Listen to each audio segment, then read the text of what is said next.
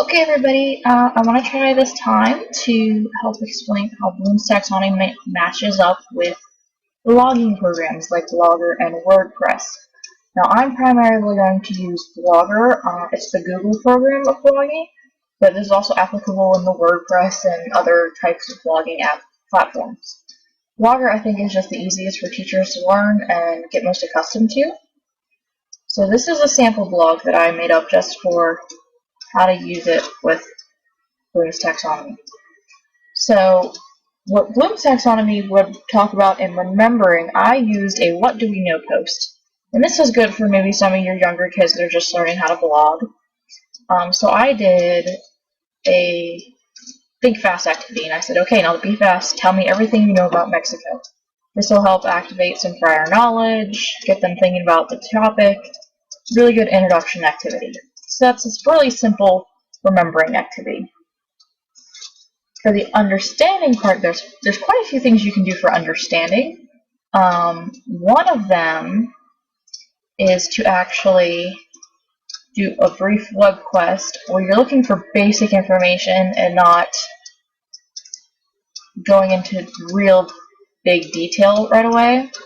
I just did a really simple one, like where is Mexico located, the currency, and the basic civilizations. But you can make these pretty detailed to help them engage like different websites that you want them to go to, different in-depth questions you want to answer, and it's just a good way.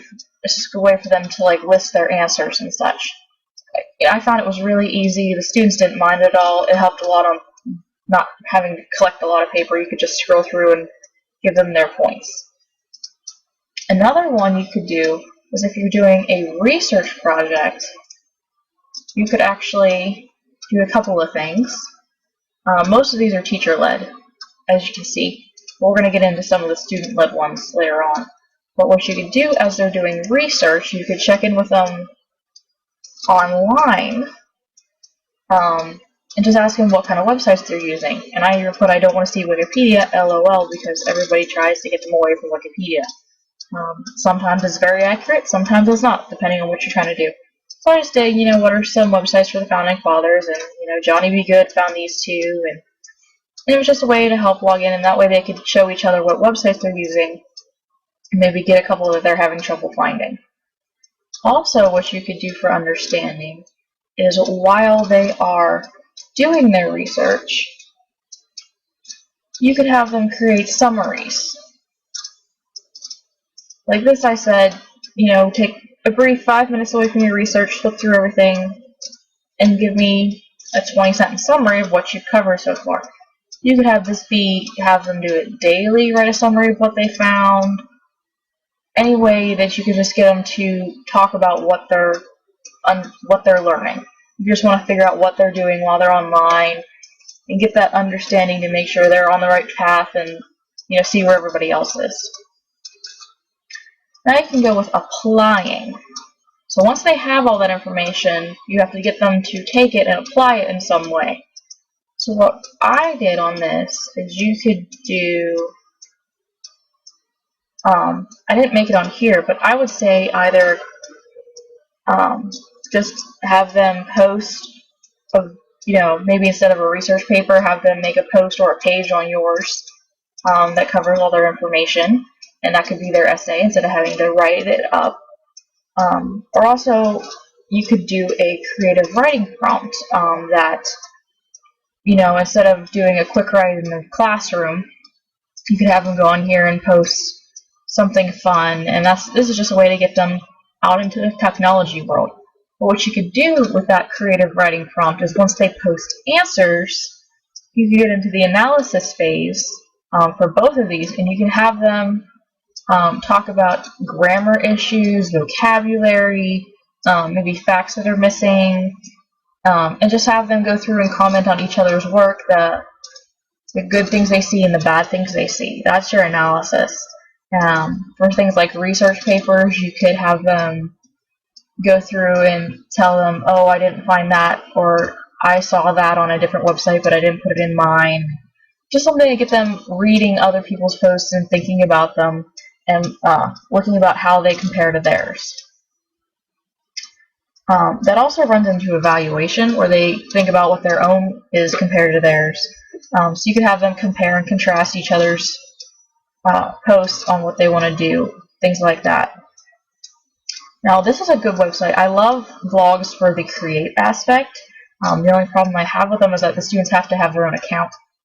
So you have to make sure all the students have regular access to computers. But they could do a lot of things with the create form here. One thing I started here was, say they did a research project on the Founding Fathers, or they were each assigned a president.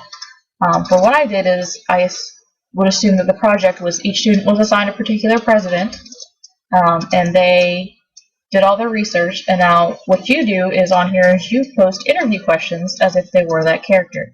So the first question would be, when were you in office? So I have Benjamin Franklin here saying that he was in office between 1785 and 1788. A little bit of more information, so you have to tell them ahead of time what you're looking for. But what's nice about this is when you comment and you set the settings up right, you can put name and they can come up with a name. So they can actually be Benjamin Franklin, they can be George Washington for these projects, which is always really cool. Like the second interview question I had is, what is most remembered about your administration? And then we have Abraham Lincoln and Richard Nixon. Got a little funny with the "we didn't do" a joke. But that's just a simple way, maybe for your middle grades or lower grades, elementary or something. This would be an easy one for them to start with the create ideas.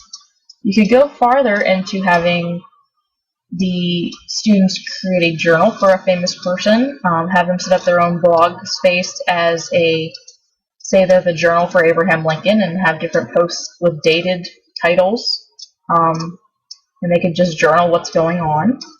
You could have them create a portfolio for a particular topic, mostly because this is a great media source. You can post pictures, images, links, anything you want you can post on here.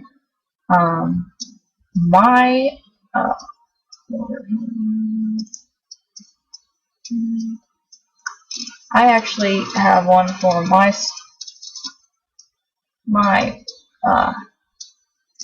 Spanish class.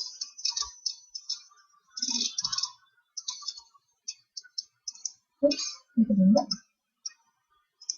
And you can have them just create this portfolio with these different pages. See, like here I have adjectives, and here and here and here and here. Exchange students, you're going to be an exchange student. And they can come up with, like say they're an exchange student, they could create a blog that is like a welcome to Smith High School, and one page can be the rules and regulations, one can be a map of the school. Just a lot of ways you can use that. You could also do a photo journal, so they could photo journal maybe a country or art history, so they could go through and put different photos and put information about the photos and why they chose those particular images. You could have them set up a blog as a newspaper editor chronicling an event that's happening, say World War II. You want them to chronicle World War II, they can be a journalist, and each post could be a new journal entry as if it was a headline in a newspaper. Or like I showed you, they could do respond to blogs as different people. Or you could actually create a site or person that another organization would be interested. Say you want to use the Humane Society, you want them to research the Humane Society, you could come up with a bunch of different things, like a particular dog informational page, a page on German Shepherds. If you want to be the Republican Party, it could be a candidate's profile.